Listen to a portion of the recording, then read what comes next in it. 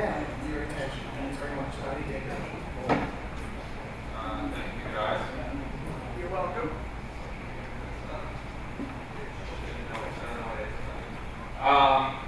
Hey, we got something hopefully is pretty compelling here for you. I want to give you a little bit of insight or light the way we manage business over at Verizon, and some of the more, what we would term the more creative opportunities that come through our doors. In thinking about how to bring solutions to marketing challenges that our clients face on a daily basis. The title of our presentation today is Who Are We Talking to? The Art of Less in a Complex World. Hopefully that'll make sense as we go through this. Just quickly, a little bit about Horizon Media for those who are not familiar. There are lots of words here that just kind of roll up to one kind of big conclusion. We're the largest independent media agency globally. Locations all over the domestic states or United States. We're a top 10 media agency, and we have specialized units across the board. Most recently, for all of you who are following us so closely, sports and event marketing, barter and trade, direct response as well. You know, a lot of people think about media agencies and think, hey, where does creativity, where do more unique executions fall into our world? Well, it's really simple. There are services that we surround our strategic teams with. Molly Sugarman, who's going to share a little bit of information with you in a moment here, heads up our media innovation group. It's based on one key premise that's, hey, in order for us to do our jobs really effectively, we have to isolate not only the appropriate time, but we also have to convey the appropriate message, and oftentimes that's conveyed through things like humor, product placement, any of a variety of different things you guys are familiar with. This particular slide here may make no sense to you. It may not. But if you're to take a step back, in my world, this is actually what you see. So I'm the Chief Digital Officer of Horizon Media. I sit on top of a number of teams, and all of my teams that are out in the field on a daily basis get surrounded by these great opportunities, right? Whether they be social marketing, mobile marketing initiatives, certainly branded entertainment, integration opportunities. And when I see our teams who are so excited to present these opportunities come forth to our clients, I think through this type of a graphic, which is you're trying to move a whole bunch of thoughtfulness through a very narrow space. And as a result, I've seen some really great ideas fall flat before they've seen the light of day. So what we've kind of started to articulate internally is, hey, it's not a black box that brings creative solutions to the forefront for our clients. It's a black bridge. Huh? You see how we did that there? Not a box, a bridge. You guys got it. And the notion really is, hey, what are those aspects? What are those facilitators that allow us to get from a heavily congested area, you know, thousands of opportunities, to an institutionalized area where we can actually make emerging media opportunities a part of our marketing portfolio on an ongoing basis. Things like web series development, things like creative executions, first-to-market social executions. That's kind of what I'm talking about. If you were to sit within our ecosystem, you can be surrounded by those and overwhelmed by those. You need to have a really particular formula for getting those routed into kind of, again, your institutionalized marketing initiatives. And that evolution in our world is what we term explore and refine. No longer are the days of test and learn. We're not really interested in that type of vocabulary. We're looking for things that we can put into place that we can continue to refine and use on a continual basis. I mentioned some of the facilitators. Here's a list of them. Operational intent, hopefully that makes some sense. We need people to actually want to be successful in the way they bring solutions to the market. That's a big key, especially when we're moving out or navigating waters that have never been charted before. Accountability, the partners that we lean on, the people that we have managing our clients' business on a daily basis, they have to understand and deliver against the proposition that we sold through. Technology scale, I think that makes sense. Performance, life, and measurability. I think oftentimes when we're looking at new media opportunities, we tend to gravitate towards quantifiable metrics that don't make sense across any other media channel. Performance life for us is actually something that kind of hits a chord a bit higher than that. Positive predictive indicators. How are people engaging around emerging media channels? Do we feel like those channels are going to be in existence in a meaningful way come 6, 12 months from now? And then collaboration. Right? We at one point about 5 years ago, we were pretty bullish out in the marketplace and believed that, hey, we can kind of do it alone. We realized very quickly that we need a lot of help from partners such as yourselves and marketers as well on the client side. I'm through with my portion. Molly's going to take you guys through some of the fun stuff, more of the case history work that'll hopefully bring this to life for you. Awesome. So first, just want to try and give a real life example to some of what Donnie was talking about, which is, probably in 2007, we could have been sitting in a room talking to Stride about how awesome it would be to launch a new flavor of gum with some kind of, rock star or sports star. And that to them was at that point would have been a big stretch to what they were actually doing with their marketing. So instead, what we were able to do is through several years, progress them down this chain of innovation. One of the things that I think we get trapped into as an industry is we're constantly trying to see what's next, but we sort of miss the fact that not everybody is where we sit, and what might seem stale to us is still groundbreaking, both to traditional marketers and ultimately to the consumers, right? We have to be able to address the consumers, and if we come out with a message that they don't understand and a platform that they don't understand, we're just talking to ourselves. So again, you can see we started out with gaming, partnership with gaming, in-game integration with Tony Hawk, which evolved into in-game with Shaun White. Eventually, we then had that relationship with Shaun White, so we were able to move further in that and actually have him do the spokesperson for some of the spots that you may have seen on TV, and then just recently launched new flavor of gum. So, why doesn't it magically go? So here's another example of something for another Stride gum flavor called Spark. And the point here too is just sort of stop, you're gonna make me laugh.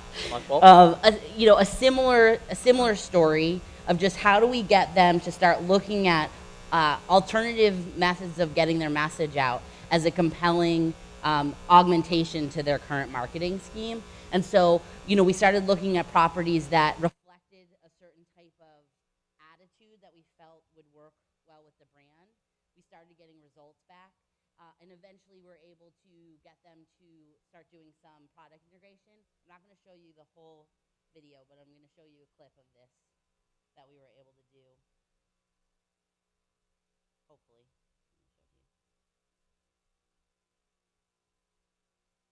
I went to high school with this kid too. If anyone's interested in that.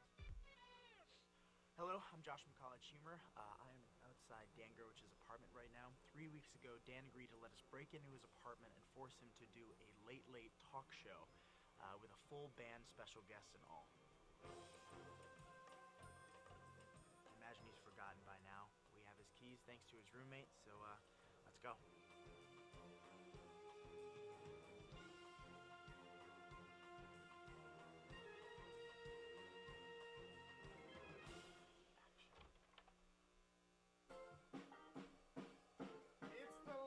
It's the Late Show with your host, Dan Gerwich.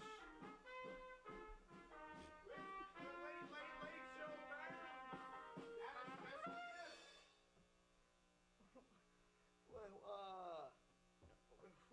guest. Who is that? Wait, let me get my glasses. You want me to read this? The Late Show is brought to you by New Stride Spark, flavor you can feel.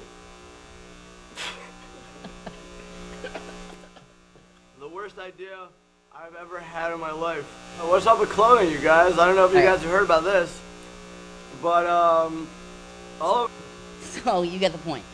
So we did a couple of these actually. He got surprised again with like a zookeeper who brought a bunch of animals, and we were integrated into that. And what's really cool here is we had the opportunity to have Scott Adsit involved in this, who you may have recognized from 30 Rock. And it may seem like a small thing, but he sits on the bed and then he chews a piece of the gum and he's holding the packaging. And just from a if you're dealing with talent when you're on TV integrations, you're going to have to go through a huge process and contractual rigmarole to try and get a star to chew a piece of your product. And working with this kind of a format, we were able to just do it a lot looser, and it ended up performing really well for Stride. We ended up then progressing this relationship into sponsoring live shows for College Humor. So again, you can see it's sort of similar to the Shaun White example of how we were able to progress through to doing some more innovative stuff for the brand. And then the last example, this is actually one of my favorite things to talk about because I think it doesn't seem very flashy and exciting at all to maybe the people in this room, but it really is if you think about it. You have a brand like Schwinn, who you probably haven't even noticed in the market for a long time because they haven't been there. They don't have a lot of cash. They're being outspent. They have a very specific target and very specific goals around selling bikes. So we were like, what can we do with a brand like Schwinn to just push the button a little so that next year and the year after we're going to be doing really compelling, exciting, innovative stuff. And what we were able to do is take their 60-second and 30-second spot that they're showing on broadcast and using iView digital technology, layer in targeting around local targeting, which essentially gives you the address of the store where you can go and buy the bike. I'm going to show you an example of this too, just so you can quickly understand.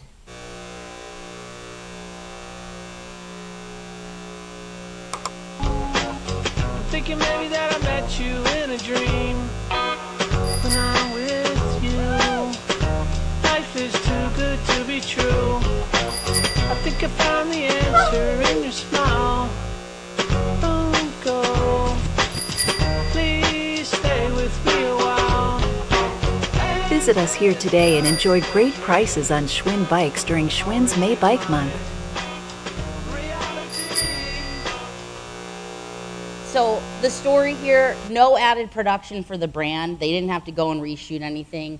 The technology was able to do this for all of the major DMAs that they were in. This is a brand who probably wouldn't have even necessarily invested in video online because it is still fairly expensive. Being able to show how we can use an element of a DR campaign onto a normal video buy really excited them and proved to be successful. So now we can move on to the next, even more exciting thing. And that ends the slide part of our presentation. But maybe you guys have some questions? Yes? We looked at sales from, it took a while, but they were looking at sales from their local retailers that we were targeting. Other questions? Yeah.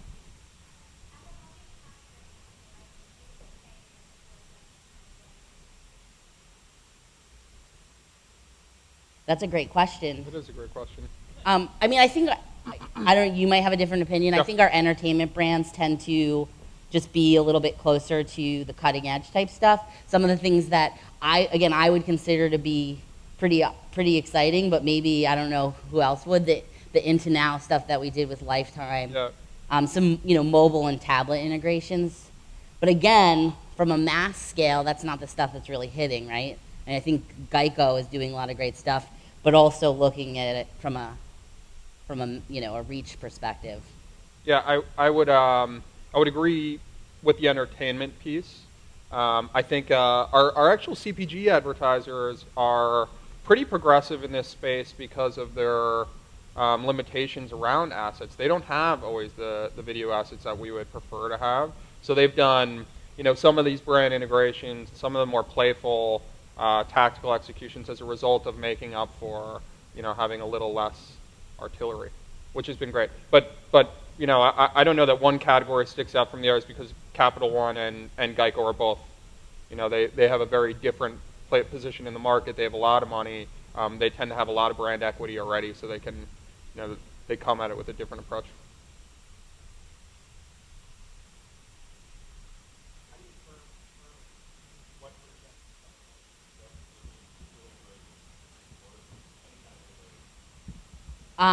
Well, Horizon definitely goes through a process of looking at a holistic media budget. We have a proprietary planning tool called Blend, which allows us to input basically what, certainly how many dollars we have overall, what the goals are of the brand, some qualitative and quantitative research that we do on our side. And it's sort of, in the first round, it just sort of spits out an allocation, which then is massaged based on the types of assets that we have, the type of appetite that the brand has to do some of this stuff. I think that probably there's people within the organization that are more bullish on stuff like this, and that's why we have the brand team. You kind of saw our structure, so it's a happy medium, because you have folks like me who would be like, let's put all the money in there, and then we look at how the allocation comes out, and it's a negotiation. Yeah. That's a really, really important question, and typically I bore people with that process to get to an actual creative concept. But we have a core responsibility. The foundation of our strategy team is to actually develop a connections platform, which is just a creative idea, and then we have various service groups within our organization who basically go pitch against that strategy. It's never a question in our world, might be a little bit strong, but it's rarely a question of whether or not the budget's enough or it's too much in the brand and entertainment space. It's more, hey, can we create something that we feel like is going to deliver against that brand platform and also, be ROI positive over the course of time. And we've actually, we haven't, I think you guys will notice, we didn't share much of that with you today. We've done a lot of work within that space as well for some CPG brands, and layered on top of what I believe to be a very creative and funny kind of web series creation was a very sophisticated model to determine whether or not, the dollar invested returned in a positive manner.